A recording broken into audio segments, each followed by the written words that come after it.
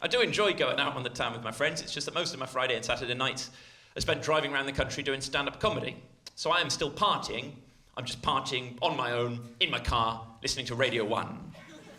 Listening to Radio 1 and their curious melange of throbbing drum and bass with some of the most tedious texts ever committed to iMessage.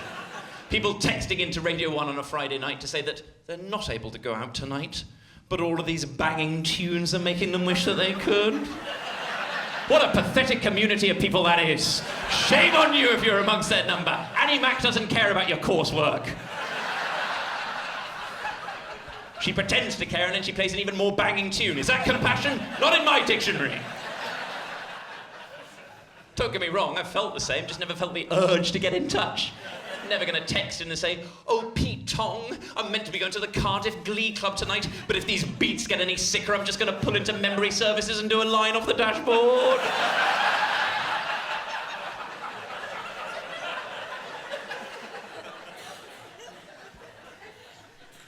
I like to imagine Classic FM having the opposite problem. People texting into Classic FM on a Friday night saying they're meant to be going out with the boys tonight, but all of this lit Vivaldi's making them want to sack it off. If this sonata slaps any harder, they're going to cancel the Uber and start on a Coco van.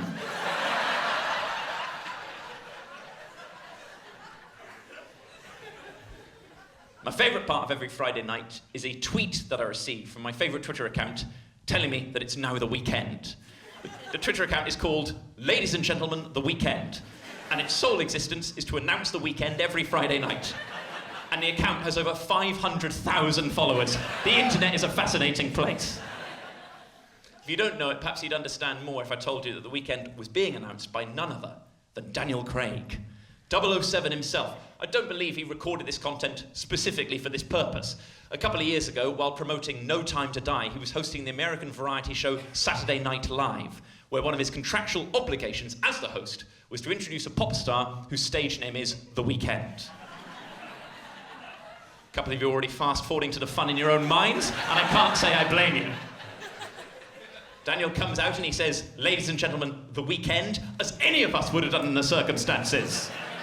Some legend in their bedroom sees the window of opportunity of a lifetime, clips it up, pops it online, 500,000 disciples gather to worship every week, myself included.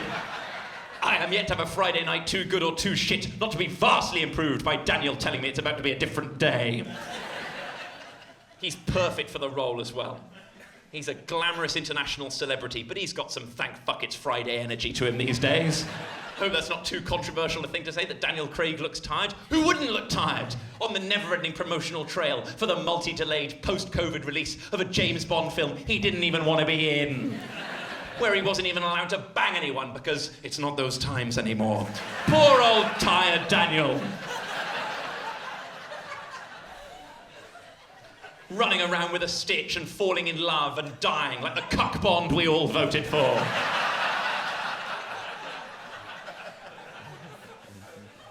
Fry another yay, his sad eyes seem to say every single week. I was, ladies and gentlemen, the weekending it pretty hard on a Stag Do shortly after the end of Lockdown 3. Now, because all of the people involved have been trapped indoors for so long, and this was most of our first party, I don't need to tell you that the energy on the Stag Do WhatsApp group in the days and weeks leading up to it had been, even by Stag Do WhatsApp group standards, deliciously toxic throughout. Pint emojis flying back and forth. The single pint emoji and its cheeky cousin, the double clanking pint emoji, all president correct. The best man wanted to make sure that we were all at full double clank energy at the start of the Stag Do, so he got us all to sit down and he delivered quite the keynote speech. He just looked over us all and he said, "Lockdown is over, the boys are back in town." Feel the shiver down your collective spine at that. Lockdown is over, the boys are back in town. We were at a go-karting centre in West London at 9 a.m.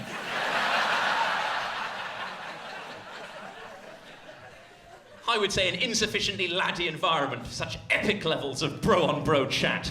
Who are the boys, I hear you ask? 9 management consultants and 1 stand-up comedian? Between the ages of 27 and 42. Waiting to be briefed about the rules of go-karting. alongside 3 other groups of carters, all of the rest of whom were children.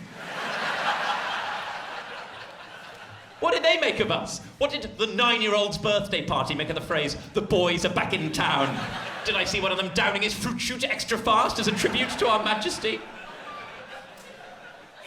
Go-karting instructors have a tiny bit of authority for 20 minutes of their week, and they relish every second of that authority. He was insistent that we wouldn't be able to handle the course. This was the expression to which he returned time and time again. At one point, he got right up in my friend's face and he said, "Are you sure you'll be able to handle the course?" And my friend replied, "Yes, I drove here today in my adult car."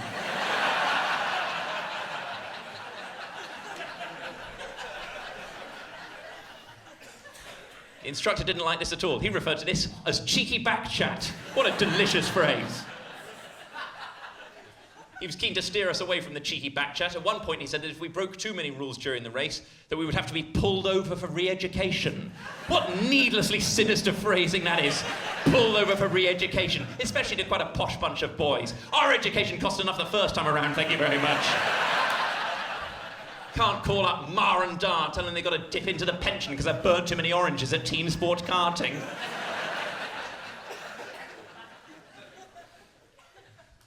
At one point, he said that if we didn't pay more attention in the briefing, he would have to cancel the post-race medal ceremony. And we looked back at him, adults and children alike, as if to say, that is not as big a threat as you think it is, I'm afraid. If you go round to a guy's house and he's got go-karting medals hanging from his bedroom wall, get out of that house as quickly as you possibly can. Not having a pop at go-karting, I should say. It's obviously a vital part of the Stag Do smorgasbord. I've got a lot of respect for anyone who organises anything like a stag do or a hen do. It's a lot of admin, it's a lot of pressure. I couldn't handle it myself. I know that because I had to do it about 5 years ago for my friend Ed, and it was not a success. And Ed's request was simple. He wanted to go canal boating on his local canal. I booked the boat. We arrived at the dock in the morning to discover that the boat had a max capacity of 12, and we were a party of 13. And my punishment for being the chief architect of this baker's dozen snafu was that I was the twat who had to spend the entirety of the 2 hours walking along the towpath next to the canal, trying to join in with the nautical banter from the humiliating safety of dry land. Any of you ever shouted, "Aye, me hearties" from a cycle path? It's a low point when you know in your soul you're not one of the hearties. Later that day, I'd organised a trip to a beer factory where, due to another admin error, we had enough time to tour the factory, but not enough time to drink any beer at the end of it. I quite literally failed to organise a piss-up in a brewery. That's why I'm not even usually on the stag committee. Obviously, a lot of admin does go into these things. There'd been a lot of admin gone into this stag do after the lockdown. The best man revealed at one point during the day that he'd printed off masks of the groom's face for us all to wear. What a twist this was. We all to wear masks of Andy's face. There we all were, nodding at each other, going, "Look at us, we've transformed into an even more homogenous group of white men than we were before. We're the biggest legends in this gastropub." Even Andy had to wear one. He wasn't delighted by this turn of events, wearing a mask of his own face on his stag do. At one point he said, "But I'm already me." What an existential crisis to have to grapple with on your big day. Also, he wore his mask most of the afternoon. He had a lot to drink. At one point, he stumbled into the pub toilet to be sick. He returned to tell a story of how he'd gone in, lifted up his happy, fresh-faced start-of-day mask to reveal the blotchy hell underneath it, hurled disgustingly into the bowl, and then Dorian Grayed himself straight back into his own stag do.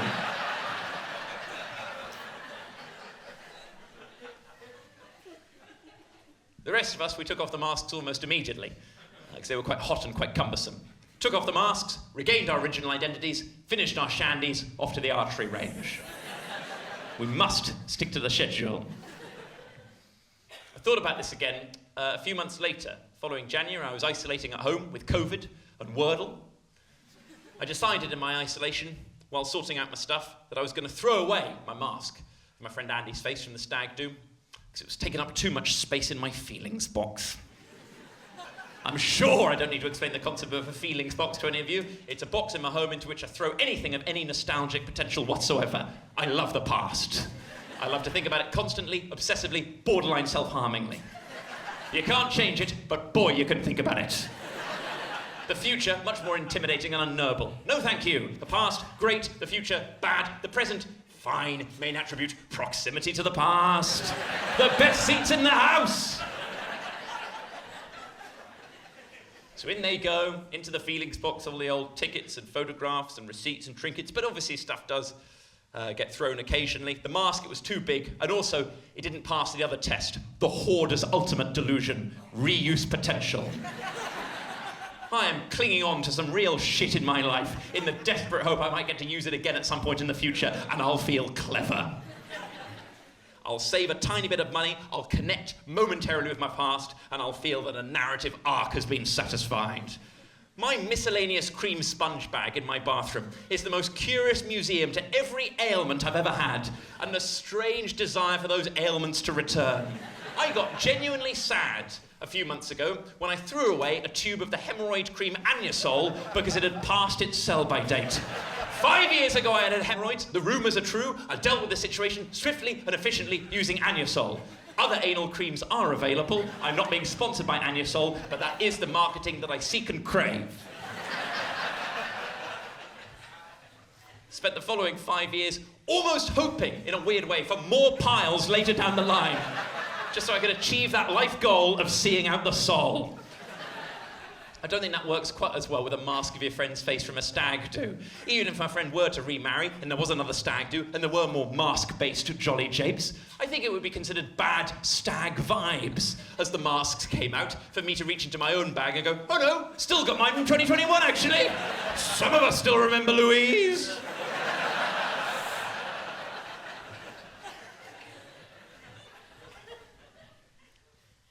I enjoyed going through my stuff while isolating last year, but it was nothing compared to March 2020. In March 2020, I returned to Nostalgia HQ, my parents' house in Wiltshire. My parents' house, brackets, nicer than my house, brackets, might be mine eventually, brackets, TBC. A lot of variables still in play. Brother and sister yet to really show their hand long term. I was lucky that I was able to go and spend the first lockdown at my parents' house. It was even luckier that my parents weren't there. They were trapped on the other side of the world by the pandemic. I love my parents very dearly, but there's no better combination at any age or stage of your life than parents' house without parents there. All of the arga, none of the aggro. Let's keep it simple.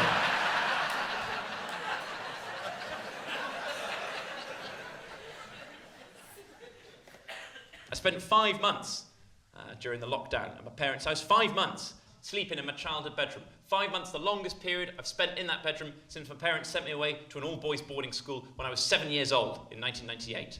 I don't blame them. It was a good decision. I was a little shit. I was asking too many questions. Questions no parent is prepared to answer. How are babies made? What happens after we die? Why does Home Alone 3 have a different child? Too many questions. Let somebody else explain Macaulay's problems to the boy. I wrote a lot of short stories at boarding school in the late 1990s, and of course, I've brought a few of them with me tonight. They paint quite the portrait of my mental state at the time. There are 3 unifying themes to these stories. Number 1, a strong undercurrent of loneliness. Number 2, a transparently autobiographical main character with my name changed to someone from the Thomas the Tank Engine franchise. Number 3, the stories almost immediately pivot away from their originally stated or requested aim to be about whatever was happening in the real world of football at the time. So we start, by way of example, with a windy night, 1998. Gordon was asleep in his bed.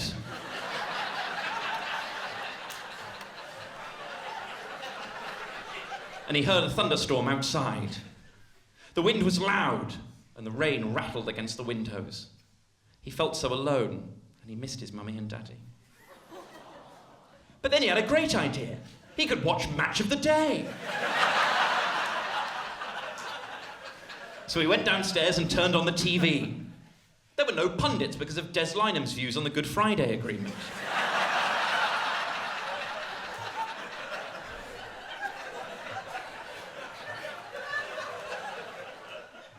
Even now, when we're filming this, let alone at whatever point in the future people may watch it, we're already quite far past the sell-by date for the Des Lynam's views on the Good Friday Agreement. But once you've written that, that stays in the show till the end of the tour. It was 1-1 in Man U v Newcastle. Man U couldn't lose if they wanted to win the league. With 1 minute left, Ole Gunnar Solskjaer tackled Rob Lee to stop him scoring. He didn't get the ball and he got sent off, but it was just what he had to do and the match ended as a draw. Just then there was a flash of lightning outside and the TV went off, so Gordon went back to bed and fell asleep. The end. And you can't help but sympathise with my teacher, who's written underneath, Ivo, this is not about a windy night.